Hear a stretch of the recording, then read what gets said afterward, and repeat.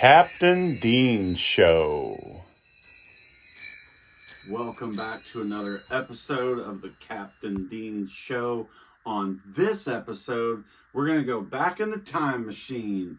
Sometime between the age of, I'd say, 13 or 15, I was struggling to figure out, am I a guitar player? Am I a drummer? Am I a bass player? So I went through these, little moments where I'm a guitar player and I was playing guitar and it was in a shitty garage band or whatever. And then I fiddled around on drums. I played drums a little bit in a band that my cousin Mike and my brother Brad had. And, we were just kids, and Mike was actually in school band, so he had a snare drum and a cymbal, and, we were just figuring out how to do stuff. And sometime around there, things started to get better with our instruments, and just knowledge of music was starting to slowly take off, but get better than, I was a better drummer at 12 than I was at 8, So anyway, there was this period in time where I thought I was going to play bass. And I put together a band, and it was just me on bass, a drummer, and a guy on guitar. And we called ourselves Mesh. And Mesh to this day is a word and a term that I absolutely love, and it crushes me that every band I've ever formed in modern day was rejecting the name. But at least at one point in my life, I did go by the name Mesh. Unfortunately, it was in a garage band that never left the garage. But the point of all of this is there was a moment in time where I was like, I'm going to be a bass player. My cousin Mike became a very good professional bass player. My brother Brad was a straight up bass player. We owned an acoustic guitar, but he never really pursued guitar. He bought a bass when he was 16 and just went from there. And he was a full-time bass player. So I thought, you know what? I'm going to follow in the footsteps of my family, and I'm going to do the same thing. Well, for a short time, I did that. And I had a Kramer bass that was my cousin Mike's, and ended up getting it from him. And I have a picture of that.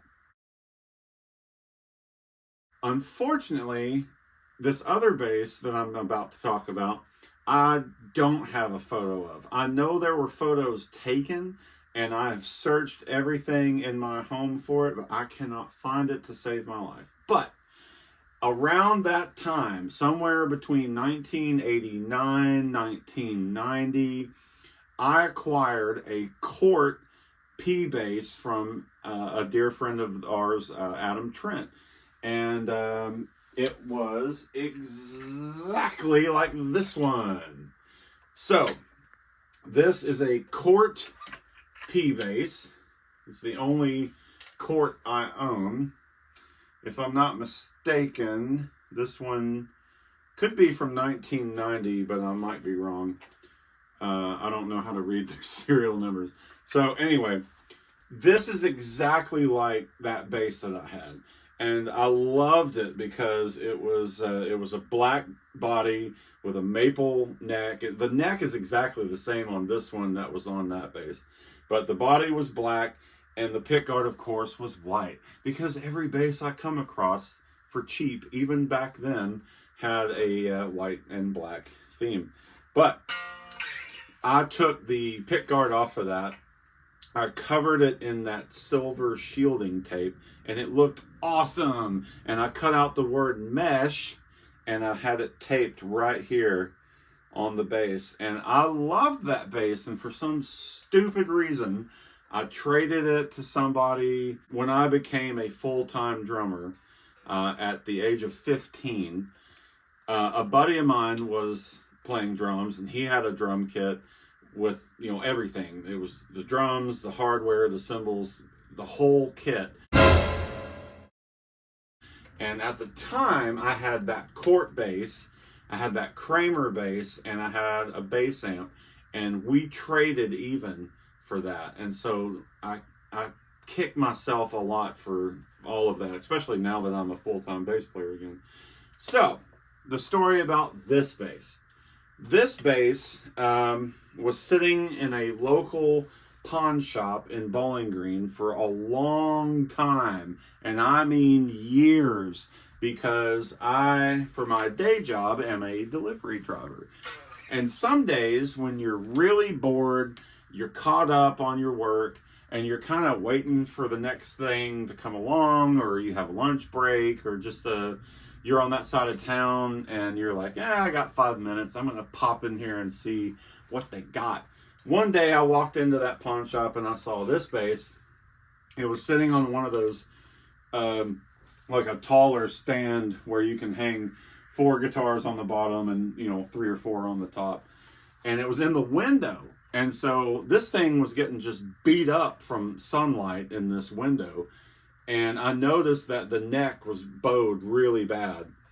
And they had a price tag of $175 on this thing. And the guy at the time, I was just like, making small talk. And I was like, would you take anything less? He goes, no, man, that's what we need out. That's what it's worth. That's what we need out of it. And I was like, cool, thanks. So I left. Fast forward about 2 years later, I was in the process of starting this collection, and I went by there again, and it was still there. And so this time it was a different guy, and I didn't pull any, strings. I just said, look, man, I know this has been here for a while.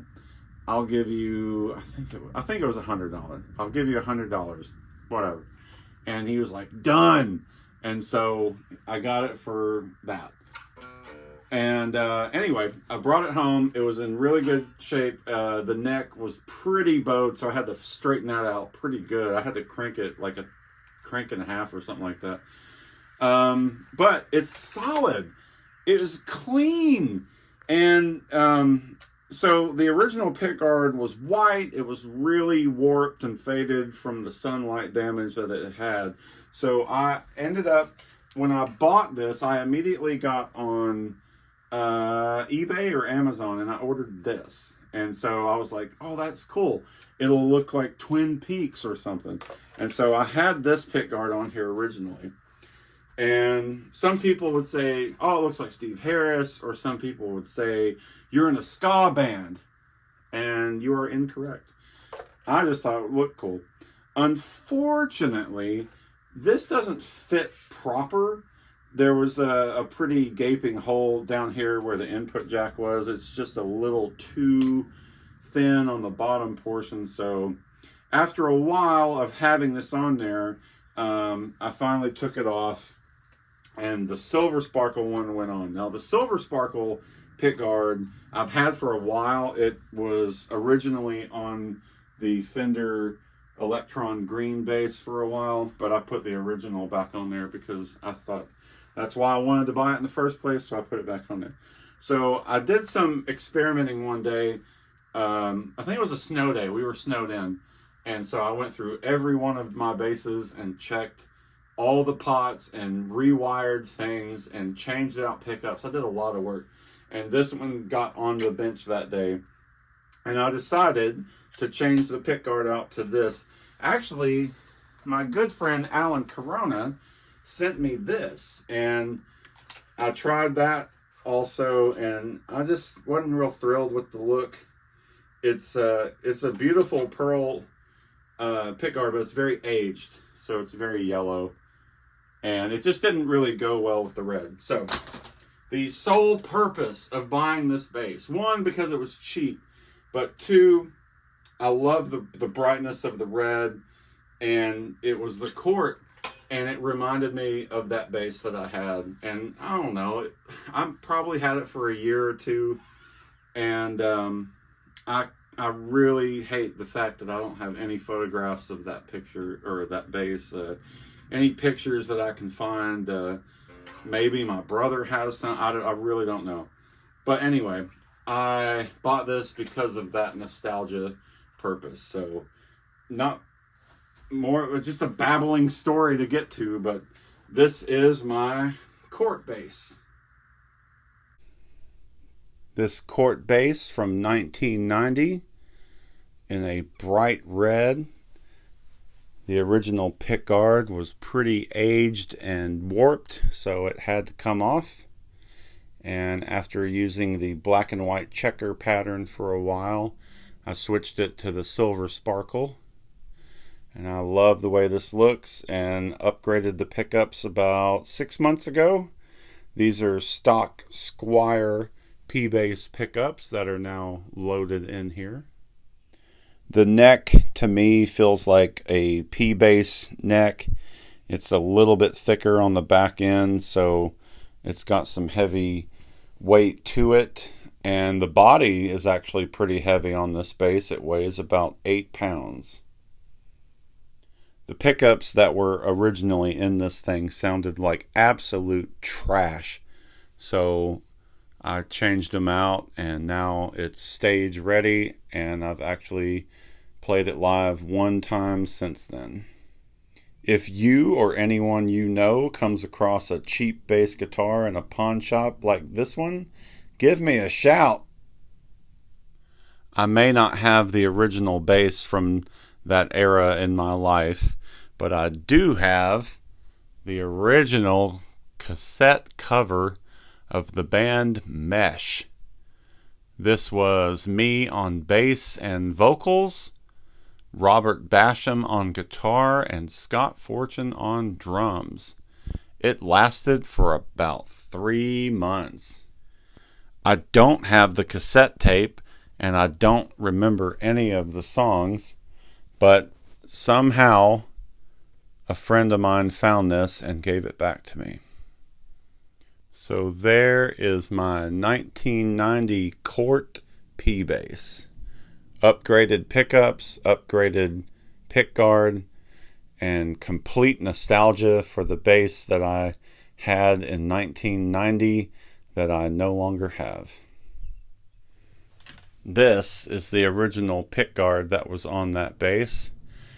You can't really tell, but it was very yellowed and warped in some places from the sunlight damage of the pawn shop it sat in for many, many years.